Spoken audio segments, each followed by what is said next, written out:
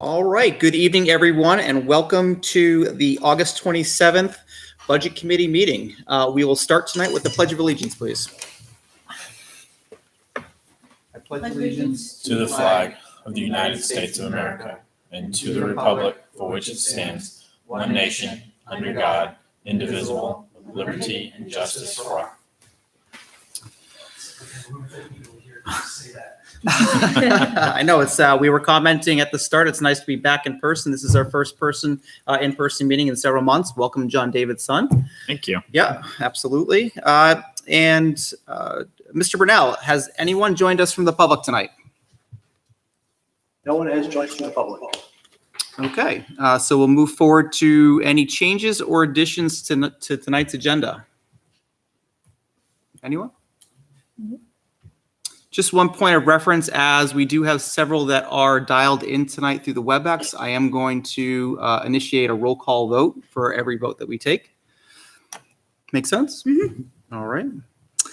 Moving into correspondence, I have a large summary of correspondence that we actually received over the past 2 months. I'm just going to read it off briefly. Michelle, I can certainly send this to you afterwards so you have it. So this is correspondence from our last budget committee meeting on June 25th through present. On July 12th, we received draft minutes from the June 25th meeting. Ms. Forty has amended them, so we're going to take a vote here momentarily to accept those minutes. On July 20th, Town Administrator Brown had emailed to department heads on draft warrant articles to be submitted by August 15th. On July 27th, Ms. Flynn submitted school district financial reports to the budget committee. July 28th, the school district request to the moderator for a school district special meeting and unplanned election for 9/16/20 I'm aware of. On July 30th, school board questions submitted by Mr. Sun. Questions were asked during the public school session and I believe responded to, but I'll let Mr. Sun address that. July 31st, Town Administrator Brown sent the 2019 audited financial statements to the board. August 7th, Ms. Douglas sent the 2003 petition warrant article to myself, and this warrant article is specifically regarding new positions going to voters for approval, which passed in pretty much a 2-to-1 ratio. That 2003 warrant article passed 1,077 to 529, and so that's a warrant article specifically related to new positions going to the voters for approval. August 10th, Town Administrator Brown sent revised audited financial statements to the board. August 10th, Mr. Sun requested to get an overview of those town financials at tonight's budget committee meeting. Mr. Leary, I gave you a heads up on that. August 12th, Town Administrator Brown sent a draft of the Google Sheet working town budget to myself in a view-only capacity. It is access requested, and honestly, I haven't really reviewed it. It's more informational at this stage as the town is working through that budget. August 13th, the NHMA Workshop, there was email communications. I know 3 committee members have expressed interest in joining that. It's going to be a virtual session on September 24th, Thursday. The 3 members include Ms. Forty, Mr. Sun, as well as myself. If there's anyone else interested in joining that, that's an all-day budget workshop by the NHMA that they put on every year. It's midweek, right? It's Thursday. Yep. Let me know. And then 2 emails came in today to wrap this up. August 27th, school district expense reports for end of year fiscal year 20, as well as the FY21 monthlies were distributed by the school district. And then also in a separate email, we received the details of the MS-25. I think that covers all the correspondence. Yes? Anybody else have anything to add? Okay, great. So moving forward in tonight's agenda, we have the review and acceptance of our June 25th minutes that were circulated and as amended by Ms. Forty. Any questions or comments on those minutes? Motion to approve the minutes as amended. We have a motion to approve the minutes as amended by Ms. Forty. Seconded. Second by Ms. Douglas. Questions? Comments? All right, all those, well, I'll do a roll call vote. So let's see, Ms. Forty, Yes. Ms. Burke, Abstain. abstain, okay. Ms. Douglas, Yes. Mr. Hodgkins, Yes. thank you. Mr. Hayes, Yes. thank you. Mr. Sun, Yes. Mr. Myers, Abstain. thank you. Mr. Leary, Yes. and I am also a yes. So that passes, what, 7-0? I counted that right? Think so? 702. Two abstain. I'm sorry, yes, 702, thank you. Okay, moving forward into reports. Town business, Mr. Leary. We're getting, the budget season is well underway, going through departments. We have some more next week or the next meeting, and we're looking forward to getting that all wrapped up and getting it to you as soon as we can. Other than that, just the normal day-to-day stuff. There's been a lot of talk about reopening town hall, so we're going to be talking about that at the next meeting as well. And that's about it. And did you want to address the audited financial statements? The audit, yeah, the audit actually came out very, very well. Everybody did get it, right? Everybody got the audit from Troy? Okay, yeah. It basically, what they said is we had a clean audit, which means everything is good. The town's fund is in a healthy range where it's supposed to be. It's right in the middle of where it should be. And I think he said it's somewhere around $400,000 sitting right now. But everything went really well. I was actually surprised with everything going on. Troy did say if anyone had any questions, please don't hesitate to reach out to him. So if anyone's got any, please, you can either send them to Andrew or myself, and I'll send them to Troy. Or Yep, and for our bylaws, you can forward them to me and I'll pass them over so you don't get inundated. thank you. Thank you. Any questions for Mr. Leary on the town? No. We've also received weekly budget reports on Fridays routinely, so thank you very much for getting those out. Any questions on the review of expenditures under RSA 3222? The town reports that are sent weekly? Nope. No. No? Okay, hearing none. School business. Schools. So I'll just run through Corey's most recent financial, where we finally get everything in line for the LMS entryway. I don't know the exact date in August, but by the end of August, we want to start, and we'll hopefully have a completion date by the later part of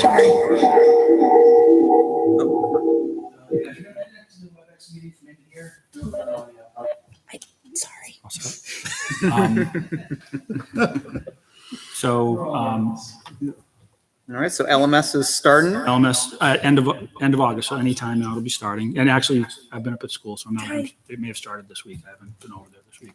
But they have a end of October, so we should easily hit the deadline of December 31st for the state aid funds for that. Excellent. HVAC, if you've been following the meetings, is a big topic with COVID and going back to school. All three buildings have now been gone through. There's going to be some expenditures coming up for that. They're still getting the final numbers on it. We'll be putting in the new, we just did change all the filters in the buildings. And the 13 filters are coming on order. I didn't talk to anybody in the last couple of days, but they're due anytime. But some of them had to be custom made, so it held up the order a little bit. And it looks like all three buildings will be running how they're expected to run very shortly, if they're not running already. So Great. Griffin Memorial, the electricity was down. Were you guys updated on that? Yeah, we did hear. Yeah. So it's back running again, and should be it is safe. Financial statement, the end of the year audit was done. The good news is numbers fluctuated a little bit at the end of the audit. Looks like about $700,000, $708,777 going back to the town, which should mean we'll be looking at a flat tax rate for next year, or this coming year, the year when it is. What was that amount again? Sorry, I missed $708,777 in the unassigned fund balance. So what was the change between that and the July report? It was in the audit, and I'll have to ask Corey. It was an account. I don't think it was so much money as in the account switching around. I Corey, know. is that the difference between the 597, 399, and the 708? The 100 and what? Yes. 111,000. So when they dug into the accounts, they found a liability account that had been accumulating over several years, wouldn't have been caught in an internal audit. They dig deeper than I do. So they found that amount, made adjustments. We were able to recognize additional revenue, and it brought the fund balance return up to the 708.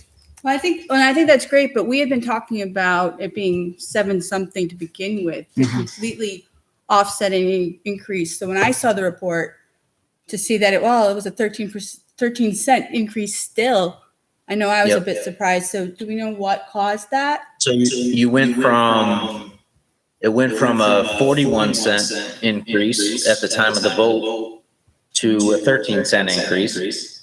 The difference was when preliminary estimates are put in, there are things that have to be entered by journal entries, such as accrued payroll days that are worked in July that have to be booked back, final manifest that we don't know.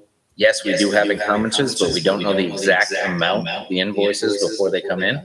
So there are things that are in flux as you reach the end of the year. So anything that happened on that initial report, the June 12th report, you still have 20 days left, and you have invoices that need to be picked up, and those are picked up in the audit.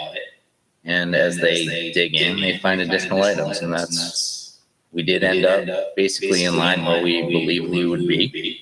And things do in terms of with the audit and with financials and with the end of the year and the strangeness of this year, those things do happen. I'm not shrugging it off in the least. It's a matter of things are in flux a bit when you have 20 days left in the school year. No, and I appreciate that. I'm glad it worked out. I just think that it's a shame that we were at the last meeting telling everybody we were returning enough to offset, and we managed to back into it fortuitously. So I thank you for doing that and managing to pull the numbers. But again, we were saying something, and it's by the grace of God we managed to make it work. So And estimates are estimates. And I was a manager. I know how they work. So but thank you. yeah. Okay. Any other questions for the I school? believe Mike's not on, right? No. Dr. Jetty. He is not at this point, no. So you're going to handle the discussion, Corey, about the We meeting? can. We do have for the special election. What special election? We Again. have So- on September So what is- 16th. We need to. So let me just ground everyone. At the last school board meeting, it was mentioned that there was a special election. This was actually brought forth to my attention back on July 28th, where the school district made a request to the moderator for a special election, unplanned election for September 16th. It was publicly announced at the last meeting, and I'm hoping to get some information about the intentions of that special election tonight. It's not Corey will throw something. It's not a special election like last year. If you remember last year, Mr. Ralph, we were talking about $660,000 Yep. in building aid from the state.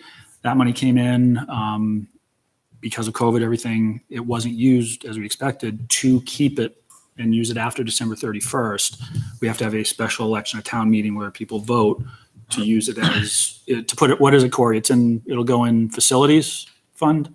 It's going to go into the capital improvement expenses trust that was established back in March. So why would how come we didn't catch just knowing how much the special election cost us last round? It's unfortunate that we have to do this again. This is not a special, this will be a raise hand, 15 minutes and It's go. nothing like that, Carrie. This is more like a traditional. I'm still town meeting. traumatized by it, so I'm sorry. So, and we believe me, we hated the idea of calling it a special election. I mean, it is a special election, but we have to do it to get the money in the account because we have to spend it by December 31st, and we need the approval from the town to spend the money for So it. why is this just such a quick 15-minute process? Maybe Corey, if you could just help me understand the difference between what's going to happen on September 16th and a normal vote. So this is where our traditional vote in town is based on SB2. This is more of a traditional town meeting type format where We will meet on September 16th, have the vote of the public of in-person people in attendance, yay or nay, to appropriate that money into our capital reserve. This was money that was put aside by the state, one-time funding FY21 that they recommended be put towards infrastructure. And at this time, with everything we're going through between the GMS electrical switch replacement that we needed and all the work that we're doing towards energy efficiency and getting our HVAC back on track, this money is very, very important to the district to be able to get after some of those things. Now, this money was brought to our attention, and it was spoken to during the deliberative session before our last vote. I believe Representative Bone and Rich Lascelles spoke of it. This is our means of appropriating it and putting it into that capital reserve to make sure that we have the funding available to get after those items that we're working on. What happens if the vote's no?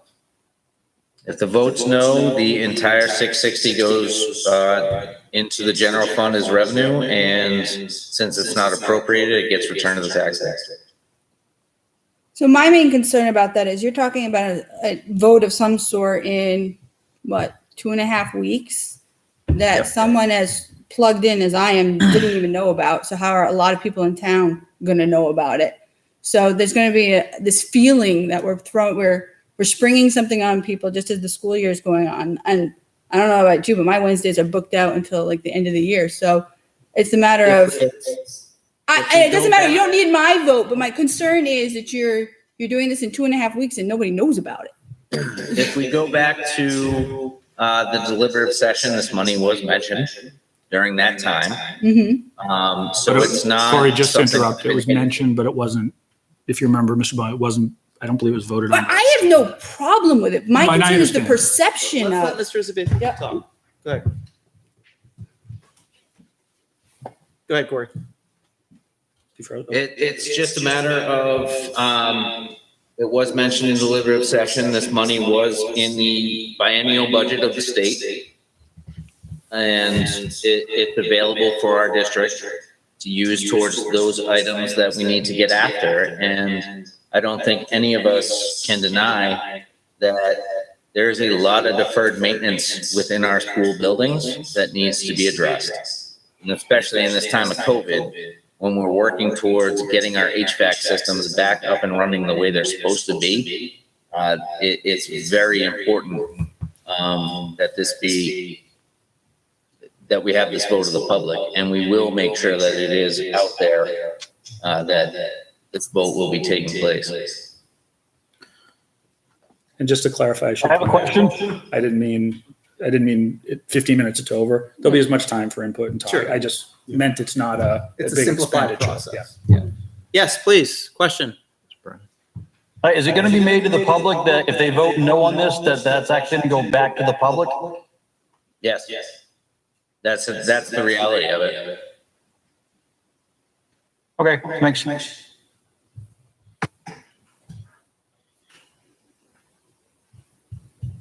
Any other questions? I think as it was put to us on the select board is that they're going to have a meeting and the public is invited and they're going to be able to discuss the money, what it's used for at that time, and then we're going to vote basically to accept it and put it into the fund, correct? Yes. That's correct. And just to clarify again, if you were at the meeting last year, the money still hadn't been finalized. If you remember, I think they said 600,000 to 700,000. We weren't sure. And Mr. Bone clearly said, the money's being set aside by the state for buildings and facilities. So is the plan to hold it at the gym like the last one, or? I think we're gonna be in the auditorium if I'm not So, but it mistaken. will be allowed for public that I can think be it'll there. be in the gym like the meeting we had for the Excuse me.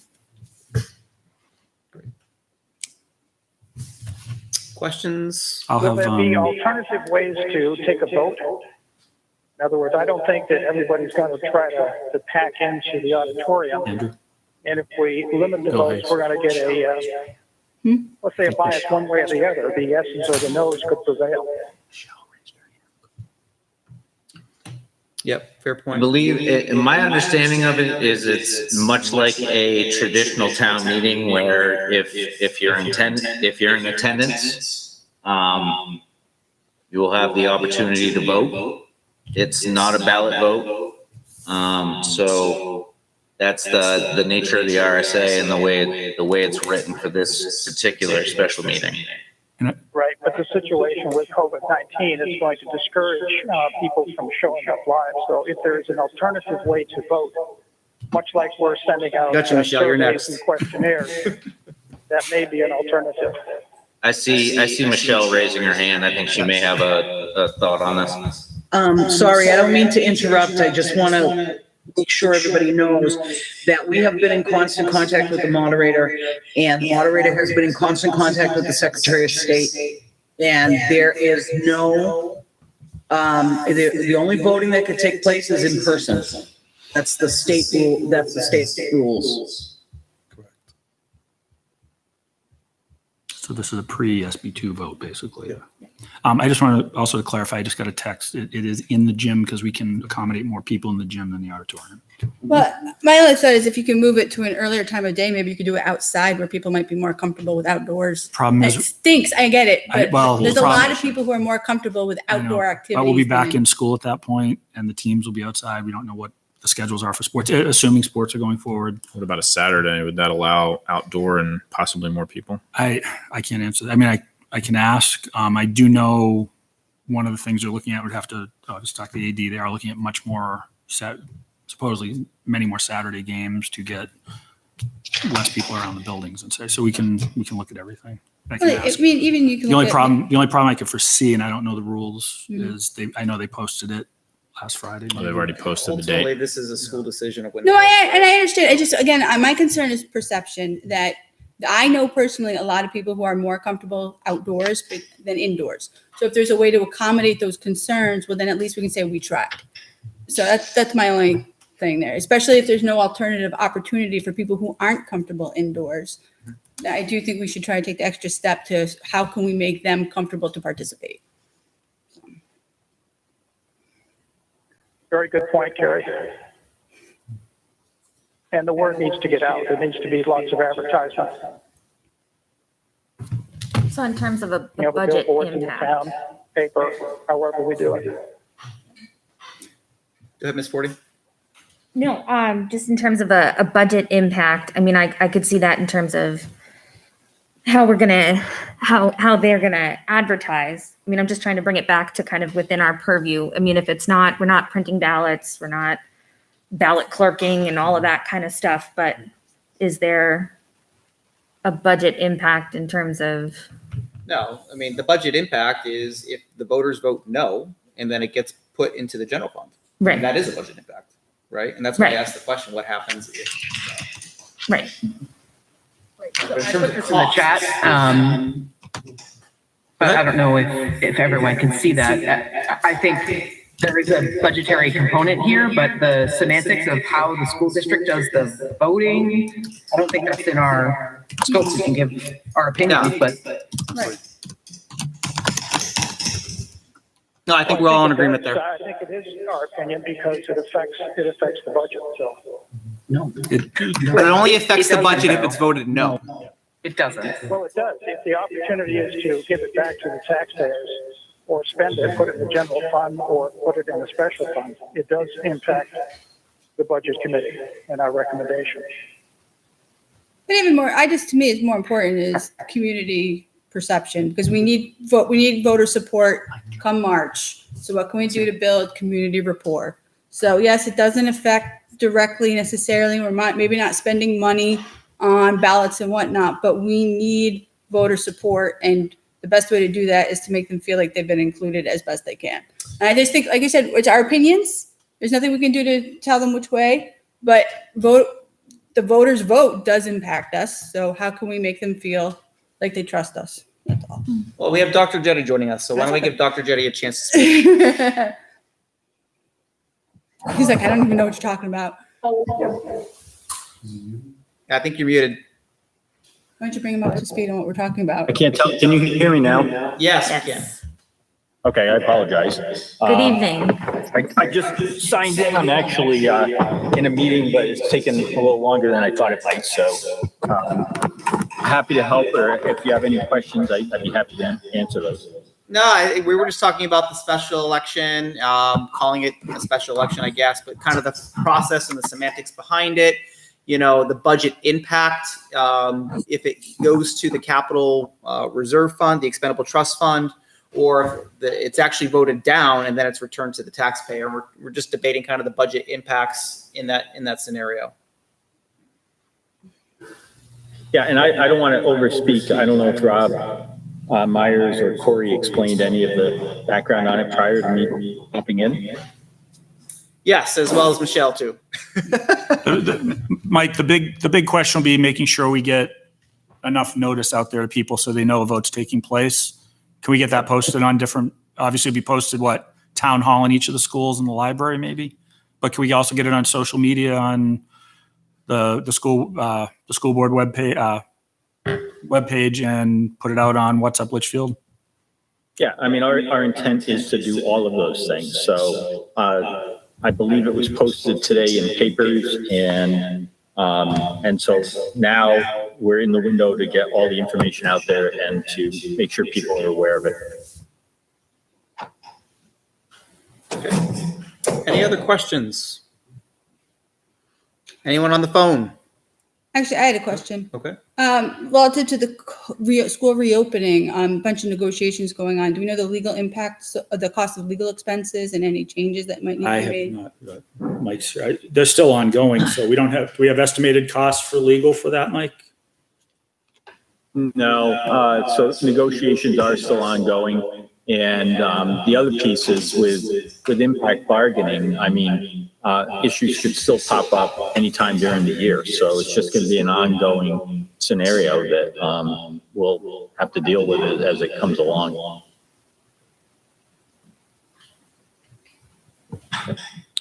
I did have a question on the from the reopening side as it pertained to the additional staff.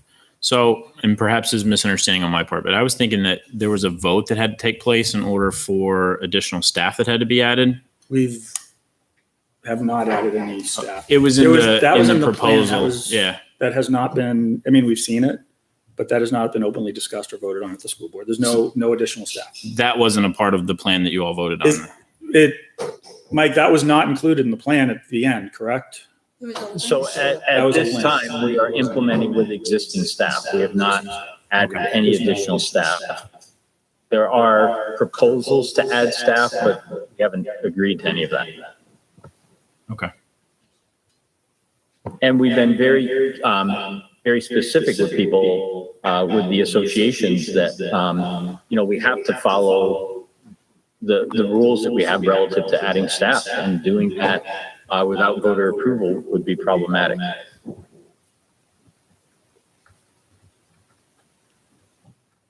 Okay. Any questions from those who are dialed in? Ms. Burke, Mr. Hayes? Yeah, I got one thing. Sure, please.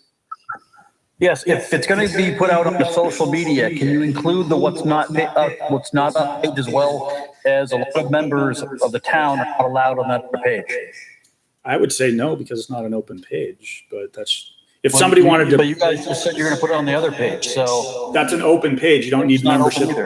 That's an open page. If somebody wants to copy it, and post it there, they're Yeah, I welcome to. recommend before this goes down a rabbit hole, right? Because we've already been down this road a couple of months ago, right? Now, I recommend we follow the same process for communication that we've already talked about and debated as a committee, which is we'll post it. Mr. Burnell, the IT manager, can have it displayed and posted out to the properly fed channels, and that feeds the various Facebook and other accounts that it's all connected to. That's fine. If I don't see it, Brian, I will put the link on for you. Because I'm on all of those pages. So I will make sure you get it. I just don't want to disseminate information to one page, not the other. Well, because in my opinion, Absolutely. I don't want to step on toes. One's an open page, one's a closed page. So on the closed page, if you want to copy it from the open page and put it there, you can do that with anything. It's I will not get an it to open you. page. I will get it to you. I'll make sure. Let's get that, we should get that straight. It's not. I thought it was an Oh, for open. goodness sakes. Never mind. I'm sorry. Right, neither is what's not a page. That's not an open page by any stretch. Well, originally. All right. We're gonna bring this back in and move forward. Okay. I think we have an agreed upon process that we've already debated as a committee Oh, everybody was. and how to disseminate that information. So I'm sure Mr. Brunel, who's on, is glad to help us push that out. Andrew, I did have one more question. Is it Please. related to the end of year expenses we received today from the school district? In just glancing through and looking at a lot of the places where we saw the going over some of those line items, it seemed to really center around like teacher retirement. Was that due to some increase in retirements or payouts that we may have saw due to COVID or early retirements? I was just curious where some of those. I think we had one early retirement, Mike, added after the fact. One additional early retirement, that is correct. And And that's it was a That was- who had put That was in budgeted retirement. for. That was budgeted for in this budget. The one that just occurred? Yes, yeah. The person put in for early retirement back in November. We put it in the budget because they requested it. When contracts were issued, they decided, I'm going to come back another year. I'm not going to retire. So it was actually going to be a surplus. But then the person came forward and said, the more I think about this and reopening, I made a mistake. I really want to retire. The board honored that request because we had budgeted for it. So there was no additional cost. But I will also tell you that we believe if we have additional requests, if you have a teacher who's going out at kind of the top of the scale and you bring a teacher in at the beginning of the scale, the differential between a top pay and a beginning pay is roughly the same as what the early retirement is. So we think we could actually fund those within the existing budget through the cost savings we pick up by hiring somebody at the beginning of the scale. So it really is budget neutral in the first year, and then of course it's very budget positive in subsequent years. Great. Thank you, Dr. Jetty. You're welcome. Yeah, I have not had a chance to review the expense report sent today. Has anyone else had a chance to look? It started. Started combing through, but I didn't get a chance to finish today. Okay. Mr. Hodgkins, any questions on the expenses? No. Mr. Hayes? No questions at this time. Ms. Burke? I'm good, thank you. Okay, good. Anything else from the school side? No, if I could just give one last pitch on what we're trying to do with the funds. I mean, the school returned enough money with the end of the year by savings that we recouped through the COVID shutdown to offset the increases that the voters had taken on. And so we did that return, the $667,000.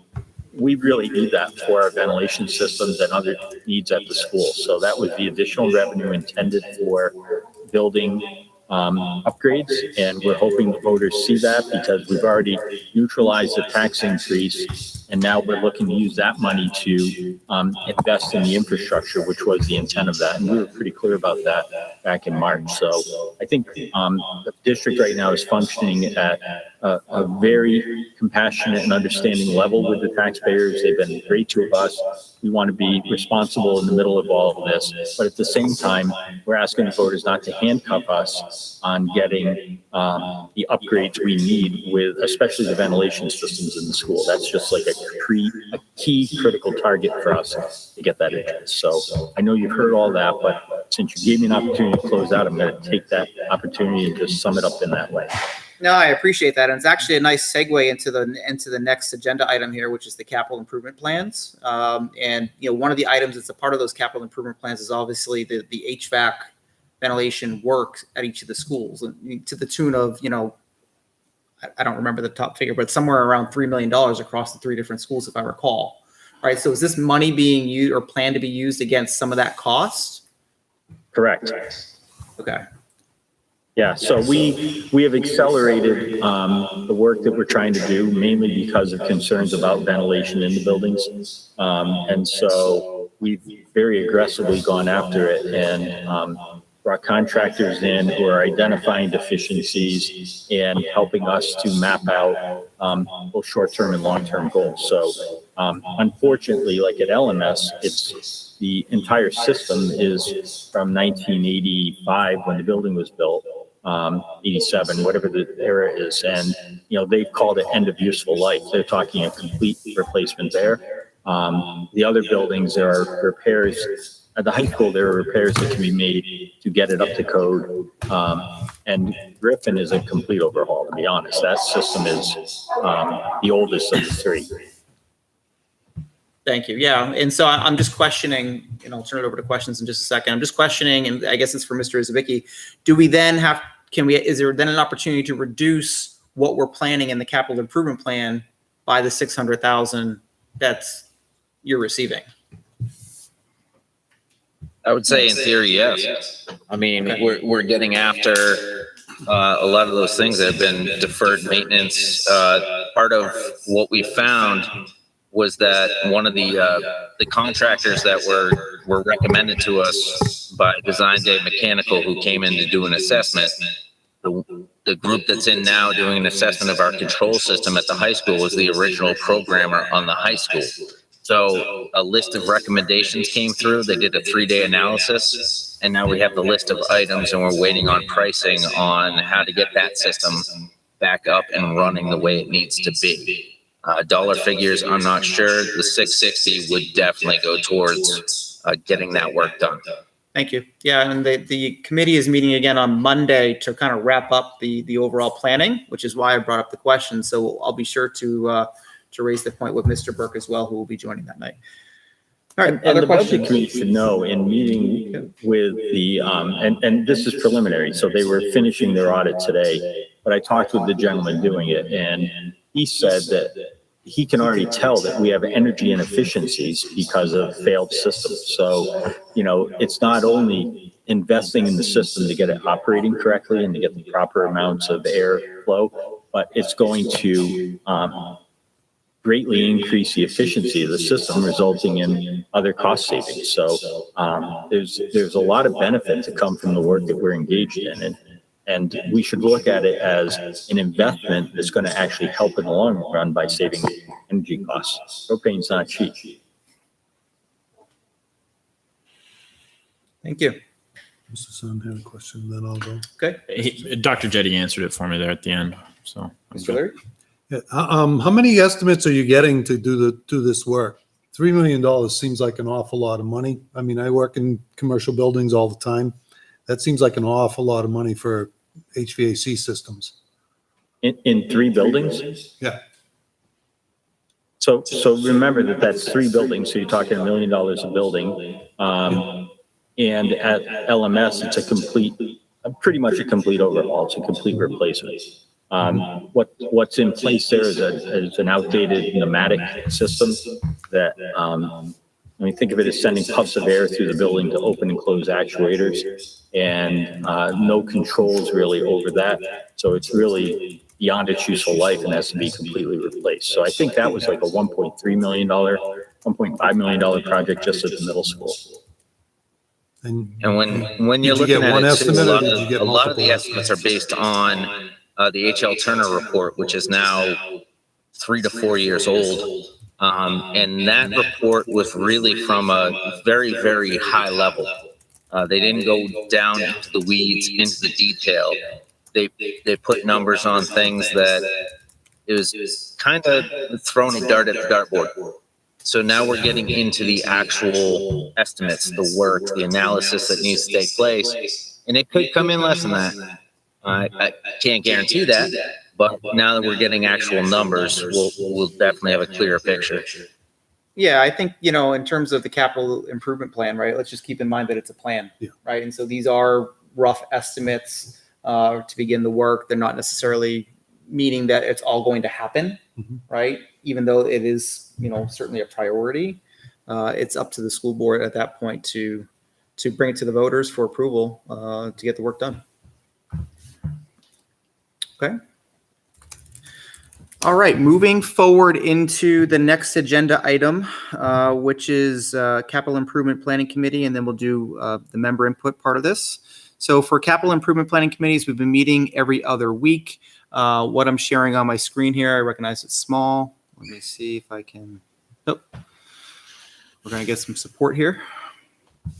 So the Capital Improvement Planning Committee, like I said, has been meeting every other week. We're planning to meet next Monday, the 31st, which is where we're going to review kind of the big picture and kind of a master spreadsheet file where we're able to see kind of the overlap over the 6-year period that we're planning for and seeing kind of the values and the fluctuations amongst those years, given all the priorities that we talked about.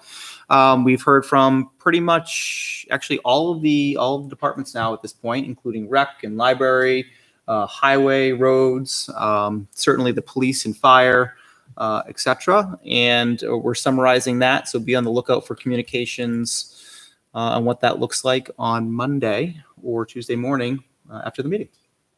All right, in terms of next steps, what's going to happen there is what I have bulleted here on screen. So there is a planning board survey that's kind of being circulated out that's supposed to go out to residents at some point. It's initiated by the planning board. There's a meeting on 8/31, as I mentioned. There's a presentation of the capital improvement plan to the planning board, which is going to happen somewhere in the early to mid-September timeframe, depending upon their meeting frequency and when they meet again. And that's, because it is a planning board initiation, right? We're going to present the plan to the planning board, but ultimately it will be for the select board to approve.